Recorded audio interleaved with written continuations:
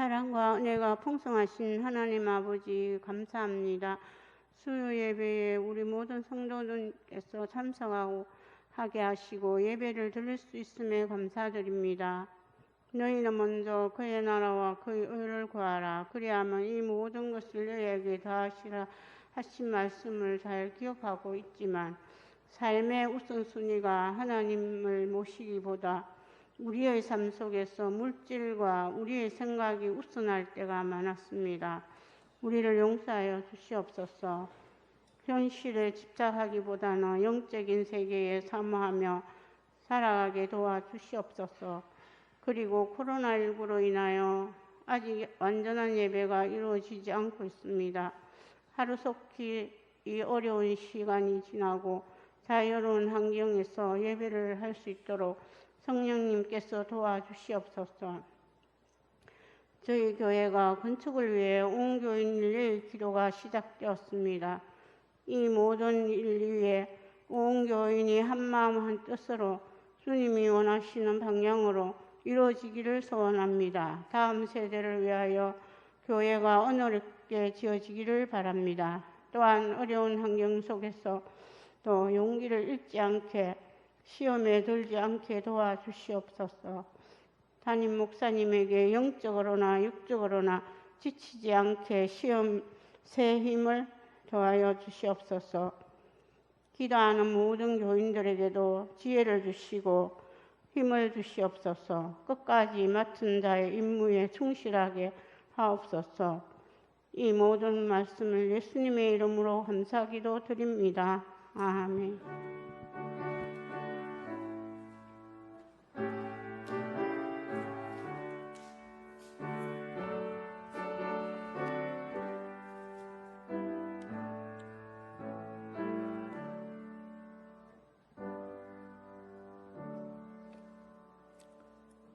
하나님의 말씀은 열왕기상 4장 1절부터 19절까지 말씀 보겠습니다. 4장 1절부터 19장, 열왕기상 4장 1절부터 19절, 516절, 6장에 있습니다. 516쪽, 열왕기상 4장 1절부터 19절까지 우리 한 절씩 교도하겠습니다.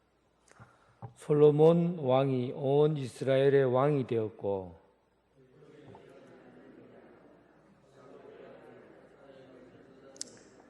시사의 아들 엘리호렙과 아히야는 서기관이요 아힐룻의 아들 여호사밧은 사관이요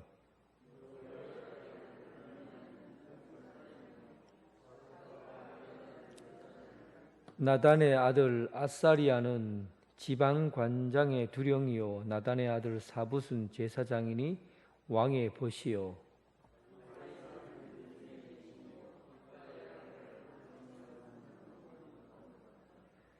솔로몬이 또 온 이스라엘에 12지방관장을 두매 그 사람들이 왕과 왕실을 위하여 양식을 공급하되 각기 1년에 한 달씩 양식을 공급하였으니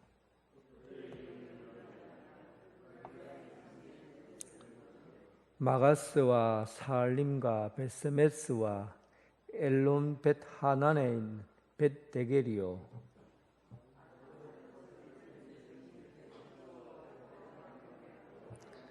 나밧 돌 높은 땅 온 지방에는 벤 아비나답이니 그는 솔로몬의 딸 다밧의 아내로 삼았으며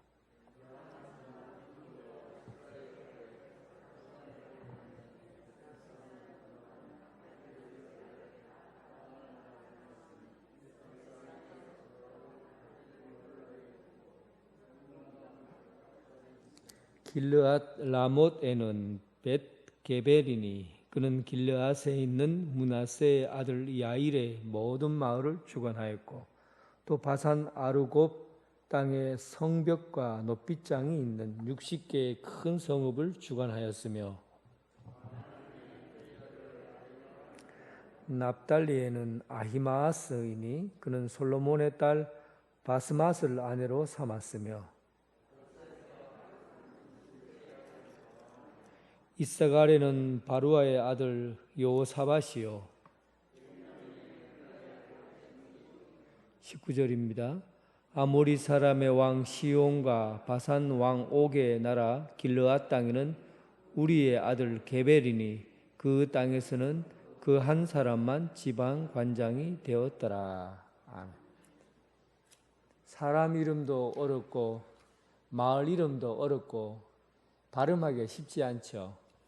이스라엘 이 단어가 밑에 이렇게 받침이 많아서 발음하고 읽기가 굉장히 까다로워요.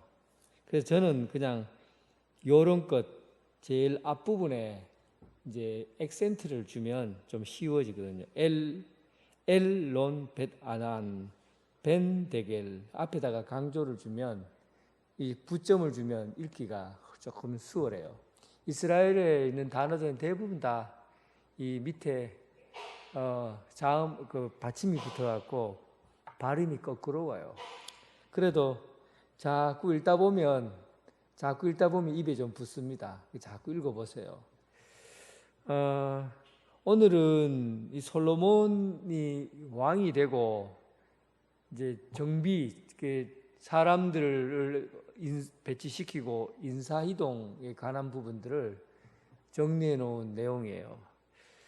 보통 여러분 한 사람이 태어나서 여러분 대부분 이름 없는 사람들에게 해도 몇 명 정도의 영향을 끼치냐 하면 적어도 한 10,000명 정도는 다른 사람에게 영향을 끼치고 영향을 받는다고 합니다. 최소한. 그러니까 여러분들도 대부분 한 10,000명 정도는 내가 영향을 주기도 하고 영향을 받기도 하고 그렇습니다. 그래서 리더 얘기를 오늘 좀 리더나 리더십에 관한 얘기를 좀 해야 될 텐데 나는 리더가 아니다라고 생각하겠지만 결코 그렇지 않아요. 여러분들은 어떤 순간에든 어느 순간에든 리더로서 살 수밖에 없는 그런 관계에 있습니다. 예를 들면 여러분들이 가정에서 아이를 키울 때 그때 엄마가 리더예요. 그리고 리더십을 갖고 있어요. 엄마가 아이의 먹을 것을 선택하고 가야 될 장소를 선택하고 타야 될 것을 선택하고 공부해야 될 것을 알려주고 엄마가 선택을 해요. 그게 리더십이잖아요. 그래서 여러분들은 엄마인 사람들은 자연스럽게 리더죠. 경향이 있는 거죠. 아버지는 학교에서, 직장에서, 또 가정에서 다 리더의 관계가 있어요. 아이들이 학교 가면은 또 리더십이 어디서 생겨집니까? 학교 선생님에게 리더십이 있죠. 선생님의 영향을 받게 되고. 아이들이 골목에 가면은 누가 리더가 됩니까? 골목 대장이 리더십을 가져요. 애들 중에서 가장 똑똑한 대장이 내가 리더다 하고는 자기가 마음대로 하려고 그러죠. 그러니까 리더는 사람들에게 영향을 주고 영향을 받아요. 그래서 여러분들도 나와 상관없는 이야기다 이렇게 생각하면 안 됩니다. 왕의 리더십에 관한 이야기지만 모든 사람이 리더이고 또 팔로이 리더십도 되고 팔로우십도 가지고 있는 것이 바로 개개인의 모습이에요. 솔로몬은 이 왕으로서 통치를 하는데 이 솔로몬의 리더십이 굉장히 뛰어난 리더십을 가지고 있습니다.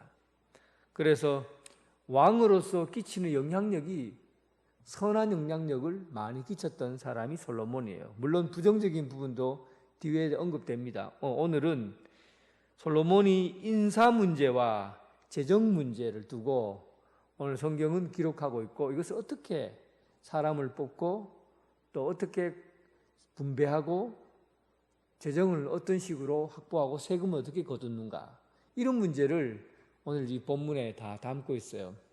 좀 지루할 거예요. 그죠? 내용 자체가 딱딱하잖아요. 수요일 날쯤 되면 제가 여러분 인상을 이렇게 보고 있으면 잘 몰라요. 그전에는 마스크를 벗고 있었기 때문에 피곤하면 하면 막 좋을 준비 다 하고 있고, 좀 목사님 기분 나쁘다 그럼 뒤로 막 넘기고 막 그런 자세로 있는데, 마스크를 딱 쓰고 있으니까 눈만 껌뻑껌뻑하니까 이분들이 설교를 듣는 건지 아니면은 말씀을 어디 다른 생각하고 있는지 전혀 감이 안 잡혀요. 그래서 내가 우리 집사람인데 확인을 하거든요. 여보, 오늘 내 설교가 어땠노? 들을만 하더나? 물으면, 들을만 한데 왜 사람들이 안 듣더나? 잘 모르겠어요, 여러분들이 듣는지. 마스크 딱 쓰고 눈만 뻑뻑뻑 하니까 잘 모르겠어요. 그런데 저는 속으로 생각하죠. 잘 듣는다고 저는 믿습니다. 그렇죠? 예, 좀 지루하더라도 오늘 좀 잘 들어보세요. 저 직장 마치고 와서 좀 피곤하거든요. 그래서 될 수 있으면 저는 좀 짧게 하려고 하고 있으니까 눈만 뻐끔뻐끔 하더라도 잘 들어주세요. 인사는 예로부터 만사라고 그랬잖아요. 인재를 잘 볼 수 있어야 되고, 또 인재를 적소적재에 잘 자기 자리를 잘 넣을 수 있어야, 그래야 그 유능한 사람을 뽑을 수 있는 그런 능력을 갖고 있다고 볼 수 있어요.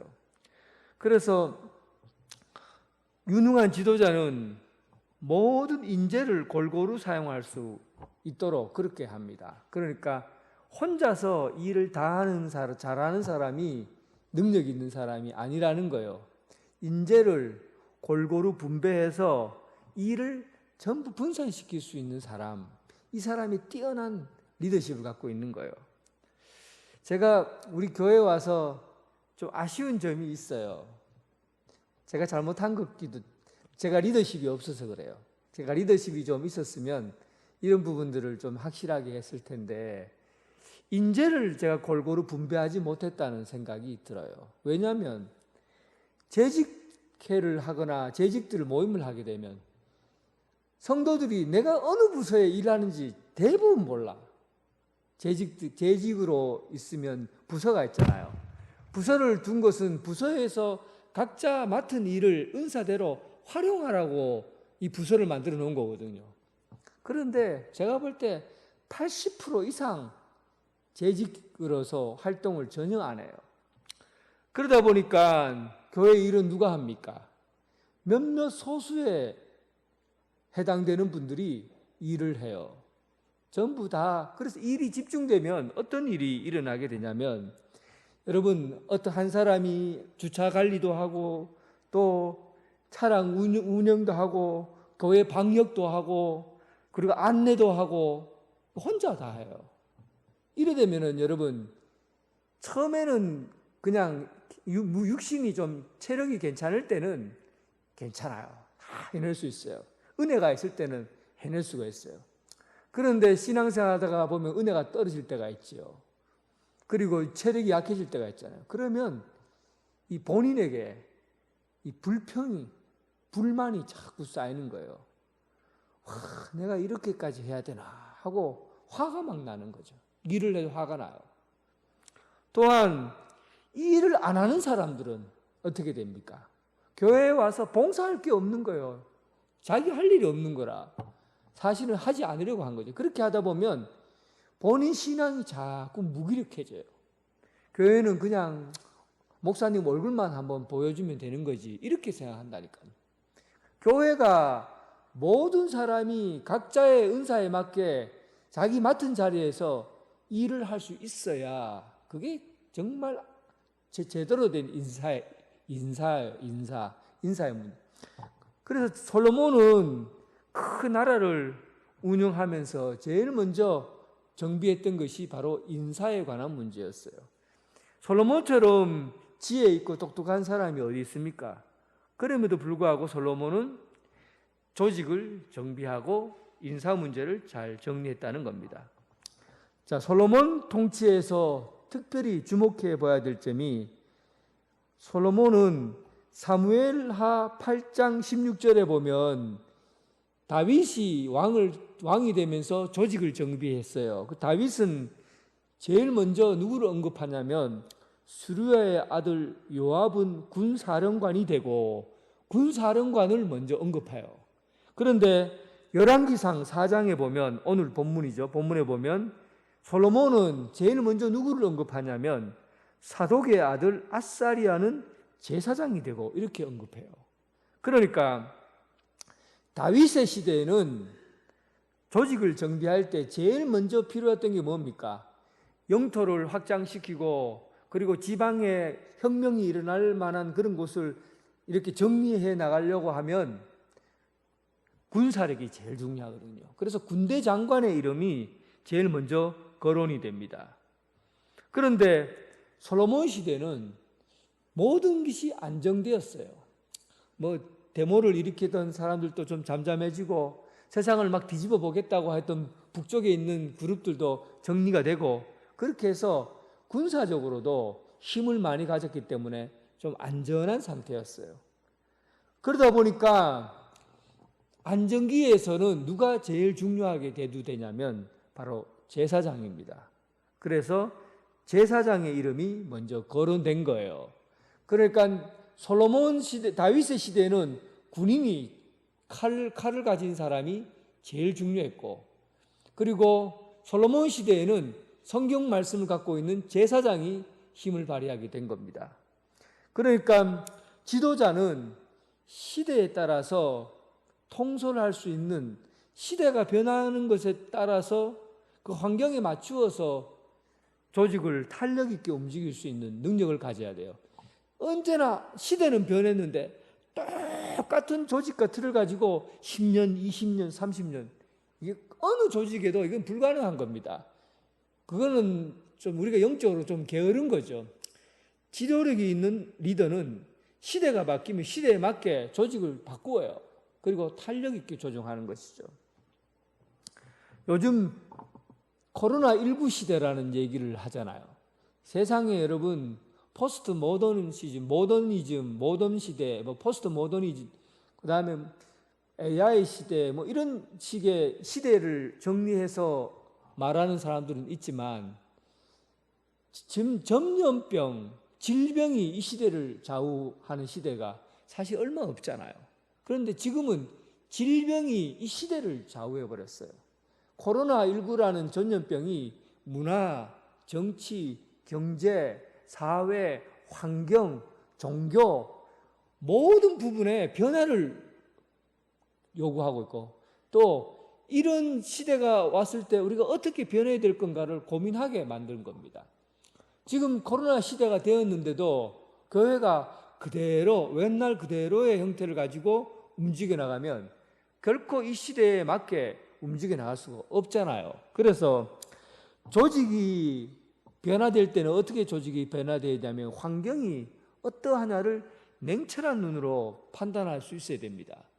그래서 세밀하게 이 시대를 인식하고 시대에 맞게 바꾸어 나가야 되는 거죠.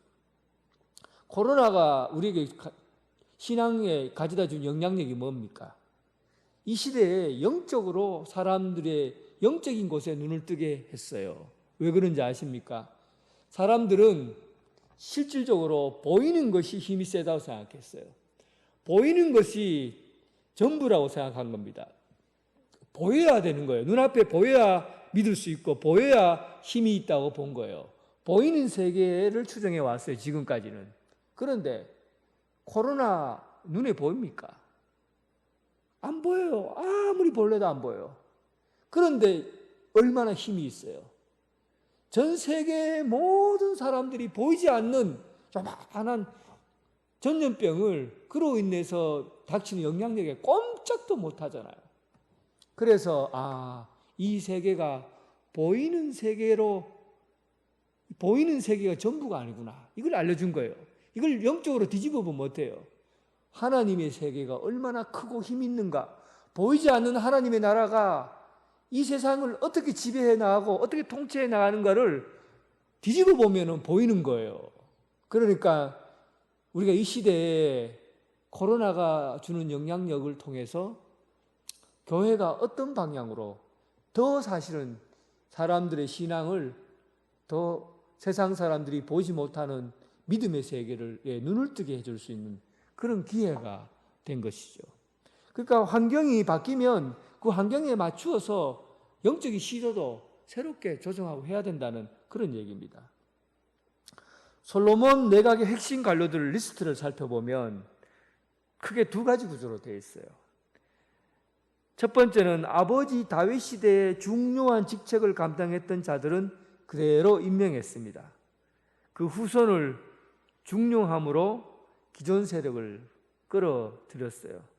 그리고 두 번째는 생소한 신진 세력들, 아버지와 그리고 세력과 아무런 관계 없는 사람들도 그 관료 직책의 높은 자리에 앉히고 그 일을 감당하겠어요. 그래서 이 옛날에 있었던 기존에 있었던 사람들을 그대로 끌어안고 다윗 시대에 있었던 관료들을 그대로 포용하고 또 한편으로는 새롭게 만든 사람들을 또 한편으로 안고 이 두 가지를 아주 균형 있게 움직여 왔다는 겁니다. 이게 대단히 중요해요. 먼저 아버지 시대, 이렇게 다윗 왕 시대에 있었던 사람들이 성경에 기록되어 있죠. 대사장 아사리아는 아버지가 사독이에요. 사독은 다윗 시대의 제사장이고, 또 다윗 시대의 군대 장관이었던 분하야가 솔로몬 시대에서도 군대 장관으로 임명받았죠. 그리고 관리장관은 나단의 아들, 나단 선지자 다윗에게 충고했던 나단 선지자의 아들이 되고, 그리고 사붓에게는 대신이라는 직책을 주게 됩니다. 그리고 자문하는 역할을 하죠. 솔로몬이 지혜로 뛰어난 왕인데 이 뛰어난 왕이 사람을 쓸 때 사람을 구분해서 원래는 그 전에 다윗에게서 영향받은 사람들은 다 쫓아내고 새로운 사람들로 그렇게 정치를 해 나가야 될 텐데 그렇지 않고 다 포용하는 그런 정책을 썼다는 겁니다. 특히 오늘 여기서 주목해야 될 사람이 왕의 자문을 하는 일을 나단의 후손에게 맡겼다 그렇게 되어 있는데, 나단이 누굽니까? 나단은 왕이 잘못을 저지르면 목숨 걸고 왕에게 충성스러운 조언을 했던 사람이에요. 솔로몬이 지혜가 뛰어난 사람인데 목숨 걸고 자기에게 직언하는 충성스러운 부하를 등용했다는 겁니다. 사실은 여러분, 왕에게 있어서 직언하는 사람만큼 껄끄러운 사람은 없어요. 왕이시여, 이거 잘못됐습니다. 왕이여, 이 길은 가면 안 됩니다. 이 길을 가야 합니다. 죄를 지었습니다. 하고 얘기하는 사람 껄끄럽거든요. 그런데 솔로몬은 아버지 시대에 있었던 그런 사람들이 전문가라고 하면 그 사람들을 다 포용하고 안아줬다는 겁니다. 우리 한국 정치가 이 솔로몬의 정치를 좀 본받을 필요가 있습니다. 우리 대한민국 정치는 대부분 새로운 지도자가 들어서잖아요. 새로운 지도자가 대통령이 새롭게 바뀌게 되면 그 밑에 각각 강요들은 전부 다 물갈이 해버립니다. 그 전에 오랜 시간 동안 노하우가 있고 전문적으로 길러왔던 자기 전문 분야가 오랫동안 쌓여 있어서 딱 잘 만들어져 있는데도 불구하고 대통령이 바뀌었다는 이유로 전부 다 바꿔버려요. 그러니까 그 다음 과거에 가지고 있던 그런 정치적인 그런 것들을 성향이 다르다고 전문적인 분야까지 다 버려버리고 새로운 사람들이 꾸려고 일을 하려고 하니까 이런 문제가 나중에 어떤 문제로 불거집니까? 전문적이지 못한 사람들이 전문가 자리에 앉아갖고 일을 하다 보니까 그 피해는 고스란히 백성들에게 다 가게 되는 거예요. 사실은 정책을 새롭게 하는 것도 중요하지만 새로운 사람들을 뽑는 것도 중요하지만 전문성을 인정하고 전문성을 받아낼 수 있는 그런 능력도 필요한 겁니다. 솔로몬은 인사에 있어서 가장 우선적으로 그 사람이 그 전에 다윗에게 있었든지 어떤지 상관없이 전문가를 중심으로 자기 직분을 자기 강요의 장군 그 중요한 직책을 맡겼다는 겁니다. 뿐만 아니라 무조건 옛날 사람들만 등용한 것이 아니라 새롭게 조직을 신설했는데 오늘 본문에 나온 국내 대신이라는 아이살이라는 사람을 뽑아서 그 국내 대신의 직책을 다윗 시대는 없었던 거거든요. 국내 대신이라는 이 직책을 맡깁니다. 국내 대신은 오늘날로 말하면 쉽게 말하면 기획재정부와 같은 역할이에요. 기획재정부는 뭘 합니까?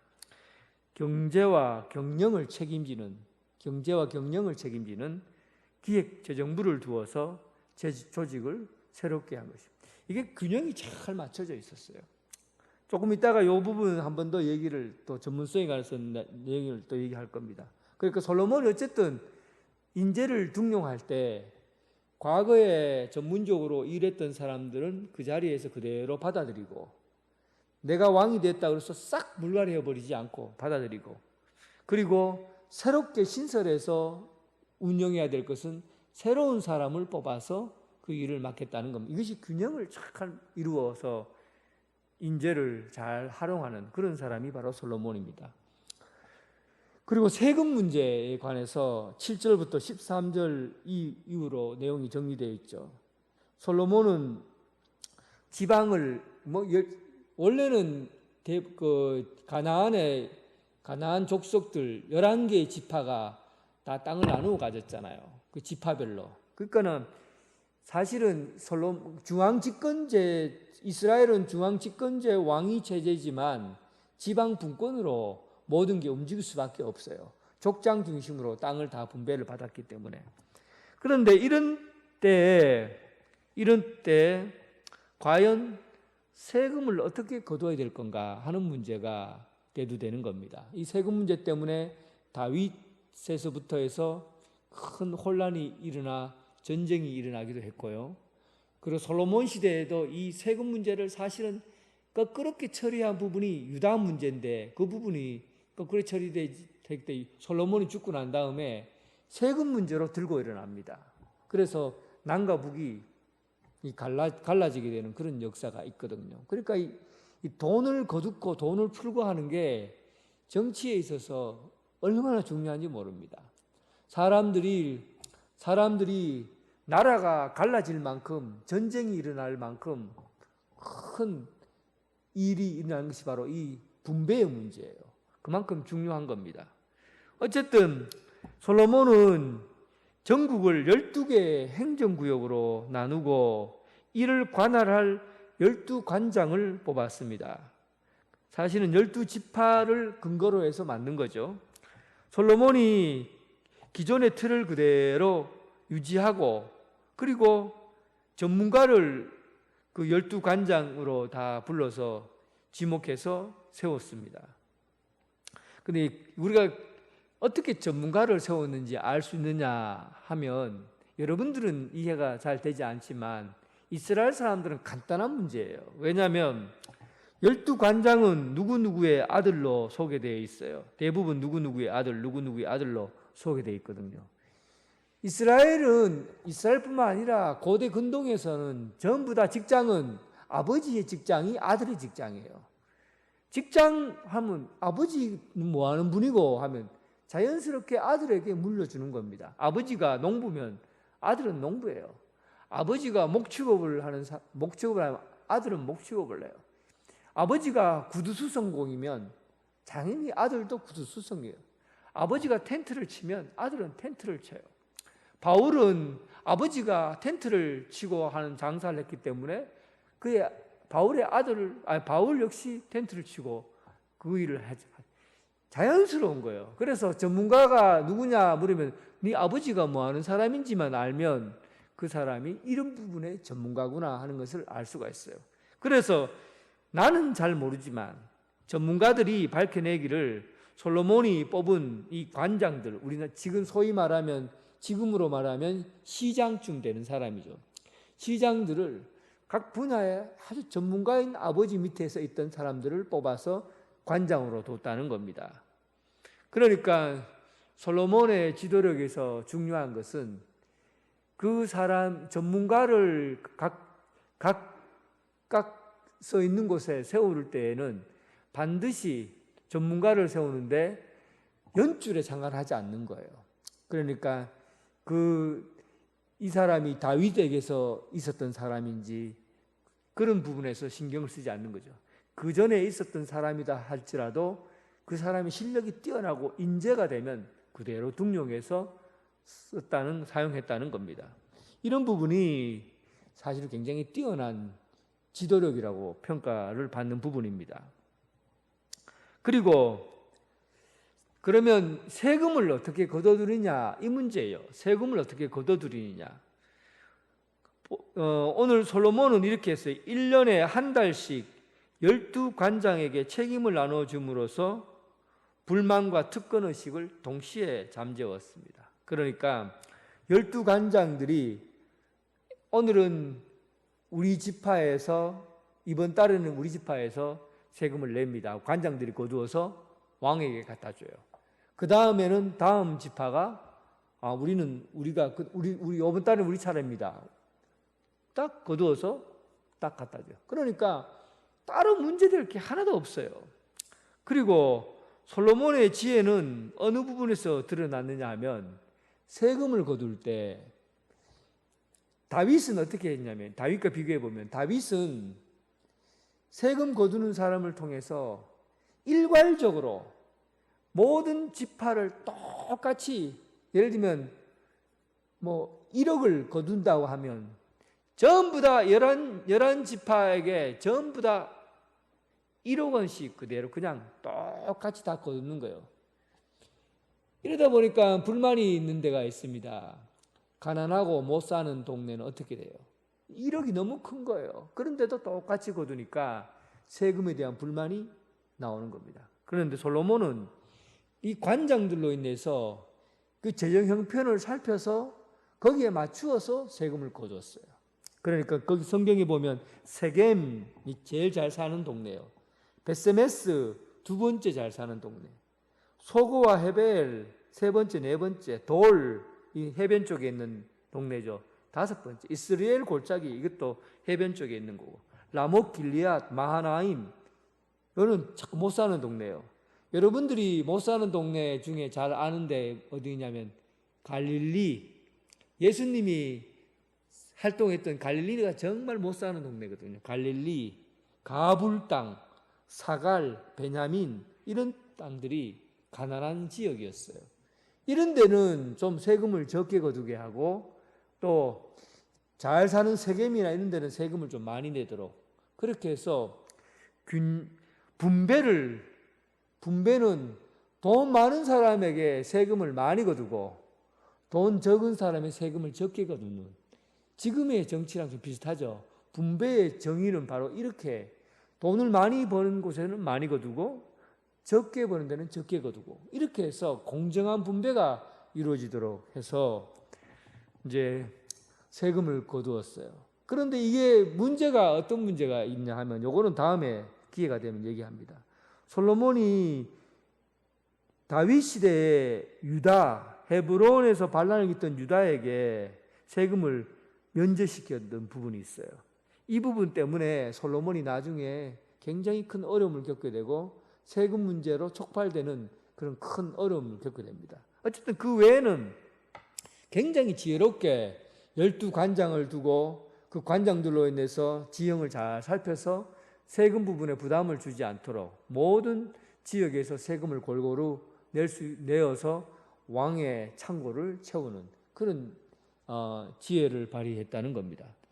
결론적으로 전체적으로 한번 정리해 보면 솔로몬은 인사 문제를 굉장히 중요하게 생각했고 모든 사람들이 골고루 자기 분야에서 일을 할 수 있도록 길을 열어준 사람이에요. 특정한 사람에게 특별한 부분들을 움직여서 일을 하는 것이 아니라 모든 사람들이 골고루 자기 맡은 자리에서 일을 했다는 거예요. 그리고 전문성을 인정하는 한 혼자 독단적으로 일을 처리하지 못하도록 전문가가, 그 분야의 전문가가 있어서 전문가로 하여금 일을 처리할 수 있도록 전문성을 중요시 여기고, 그리고 등용하는 문제에서도 옛사람과 신세대 사람을 차별하지 않았다는 거예요.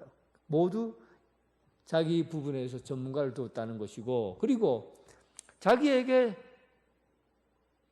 직접적으로 얘기하는 사람이 있다 해도 바른 정치를 하는 국내 대신과 같은 사람을 두어서 정치를, 다른 사람의 충원을 듣는 그런 시간들도 가지게 되었다는 겁니다. 특별히 분배의 문제가 가장 어려운 문제예요. 어느 집단에서든지 분배의 문제는 가장 어려운 겁니다.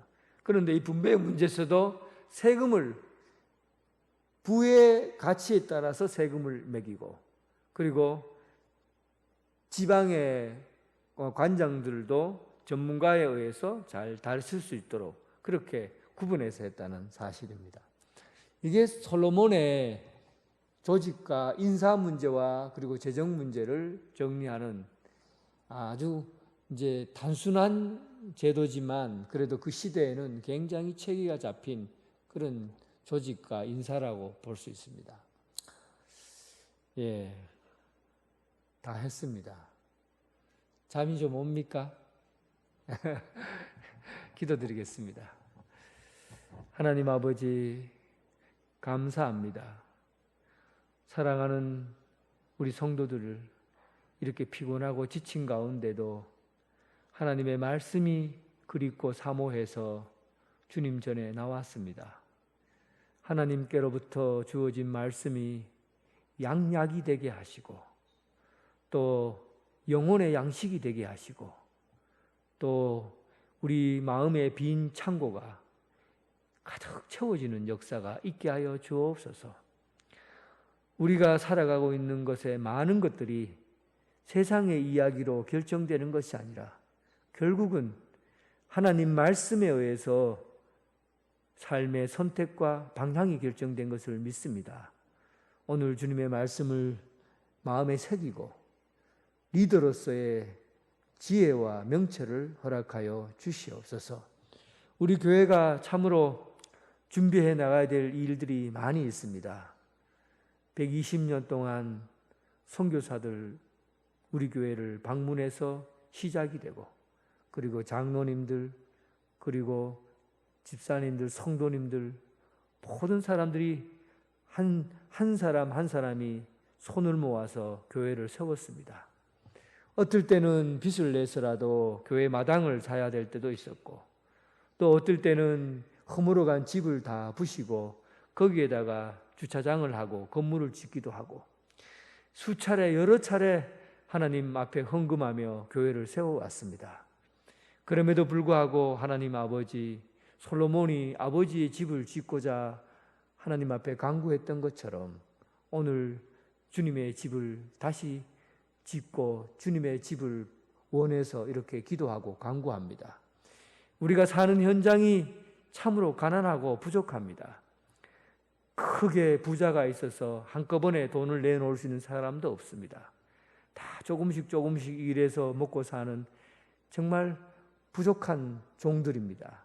그러나 아버지, 주님을 향한 사랑은 분명하고 주님을 향해서 우리의 삶의 자리가 분명하고, 그래서 조그만한 마음을 다해서 주님 앞에 기도하고 헌신하고자 합니다. 주님, 우리의 정성과 마음을 받아주시고 아버지의 집이 거룩한 성전으로, 또한 이 세상에서 참으로 이 지역의 열린 공간으로, 또 다음 세대를 위한 하나님의 정말 기쁨과 즐거움의 장소로 세워지는 그런 교회가 되게 하여 주옵소서. 비록 한 걸음 작게 움직이지만 하나님께서 역사해 주셔서 한 걸음이 두 걸음이 되고, 두 걸음이 100걸음이 되고, 100걸음이 1000걸음이 되는 그런 역사가 있게 하여 주옵소서. 이 일을 위해서 함께 릴레이로 함께 기도하고 있습니다. 뜨거운 마음으로 기도하는 손길 위에 하나님 역사하여 주셔서 성령 충만함을 입게 하여 주옵소서. 예수님 이름으로 기도드립니다. 아멘.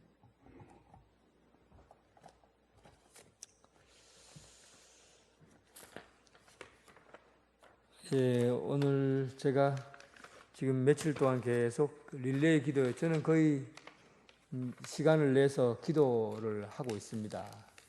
근데 가만히 보니까 성도들이 한 분 한 분 오셔서 여기 왼쪽에 앉으셨다 오른쪽에 앉으신 분도 있고 해서 한 분씩 와서 예배당의 기도의 릴레이를 계속 이어가고 있어요. 저는 제가 기도하러 딱 오니까 그 뜨거움이 미리 그 안에 존재해 있더라고요. 기도가 얼마나 뭐 잘 된다 안 된다 하면 좀 그렇지만 앞에서 기도를 쭉 해오니까 앉아서 기도해도 절로 기도가 돼요. 성령님이 이곳에 역사하시는구나. 참 뜨겁게 역사하시는구나 하는 걸 알게 되었습니다. 여러분 기도에 동참하지 못하신 분들 이번에 가셔서 빈 곳이 있으면 얼른 집어넣어서 여러분 은혜의 시간에 여러분 동참해 줄 수 있기를 부탁드립니다.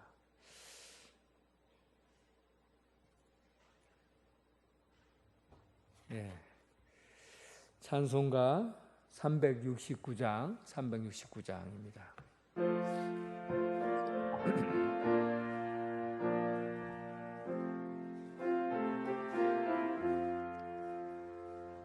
죄짐 맡은 우리 구주 어찌 좋은 친구인지 걱정 근심 무거운 짐 우리 주께 맡기세 주께 고함 없는 고로 복을 받지 못하네 사람들이 어찌하여 아랠 줄을 모를까 시험 걱정 모든 괴로움 없는 사람 누군가 부질없이 낙심 말고 기도드려 아뢰세 이런 진실하신 친구 찾아볼 수 있을까 우리 약함하시오니 어찌 아니하렐까 근심 걱정 무거운 짐 아니 진짜 누군가 비난 천원 우리 예수 주께 기도드리세 세상 친구 멸시하고 너를 조롱하여도 예수 품에 안기어서 참된 위로 받겠네.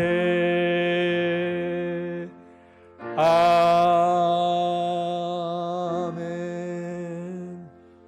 주님 가르치신 기도로 예배를 마치겠습니다. 하늘에 계신 우리 아버지, 아버지의 이름을 거룩하게 하시며 아버지의 나라가 오게 하시며 아버지의 뜻이 하늘에서와 같이 땅에서도 이루어지게 하소서. 오늘 우리에게 일용한 양식을 주시고 우리가 우리에게 잘못한 사람을 용서하여 준 것 같이 우리의 죄를 용서하여 주시고 우리를 시험에 빠지지 않게 하시고 악에서 구하소서. 나라와 권능과 영광이 영원히 아버지의 것입니다. 아멘.